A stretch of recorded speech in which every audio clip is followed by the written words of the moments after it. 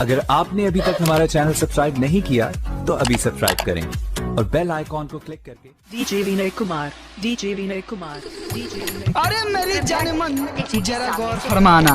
जिंदगी की राहों में रमजो गम के मेले हैं कि जिंदगी की राहों में रमजो गम के मेले हैं। आज तुम मुझसे ठोकवाने जरूर आना क्योंकि घर में हम अकेले हैं।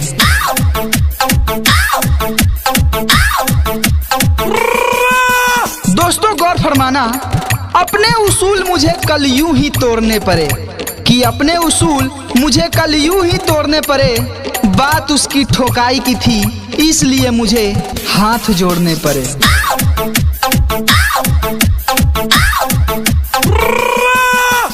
दोस्तों मेरी माल ने मुझसे कहा जमाने से नहीं तन्हाई से डरती हूँ, कि जमाने से नहीं तन्हाई से डरती हूँ, प्यार से नहीं रुसवाई से डरती हूँ। मिलने का दिल तो बहुत होता है लेकिन मिलने के बाद ठुकाई से डरती हूँ।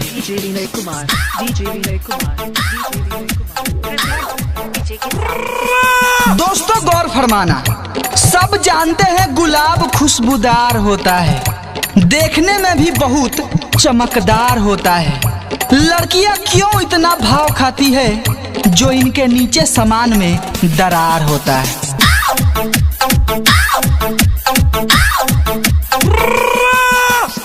आह ऊह ओई माँ पुकार रही थी तुम, कि आह ऊह ओई माँ पुकार रही थी तुम, करूँ कि ना करूँ मन में विचार रही थी तुम।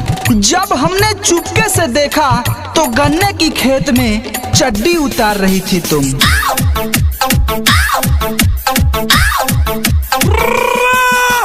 हम दुनिया में आए मेहमान बनके, कि हम दुनिया में आए हैं मेहमान बनके, अपने अपने सामान का पहचान बनके।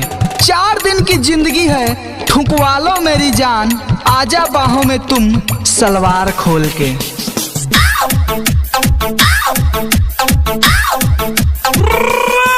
मैंने ठोक दिया कई बार अब मुझे कोई चाह नहीं, कि मैंने ठोक दिया है कई बार अब मुझे कोई चाह नहीं, और तुम किसी और से ठोकवाओ मुझे कोई अब परवाह नहीं।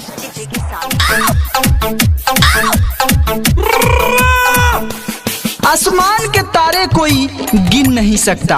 दोस्तों सही बात है, आसमान के तारे कोई गिन नहीं सकता, पैसे से कोई किसी को ठोक नहीं सकता। लाख कोई छीनने की कोशिश करे लेकिन तुझे ठोकने से कोई रोक नहीं सकता।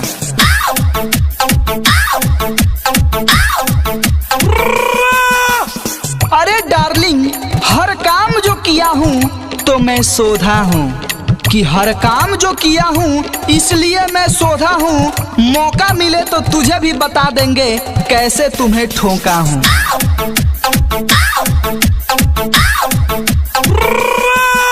सब भाग जाते हैं जब देखते हैं भूत, कि सब भाग जाते हैं जब देखते हैं भूत। रात की यादों में बहुत हिलाते हैं जब हम जाते हैं सूत।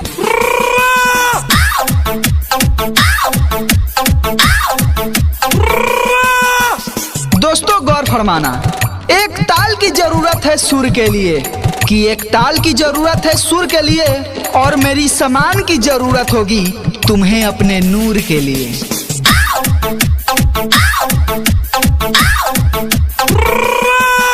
दोस्तों क्या बताऊं जरा गौर फरमाना, इश्क मोहब्बत क्या है मुझे मालूम नहीं, कि इश्क मोहब्बत क्या है मुझे मालूम नहीं, बस उसकी याद आती है और खड़ा हो जाता है।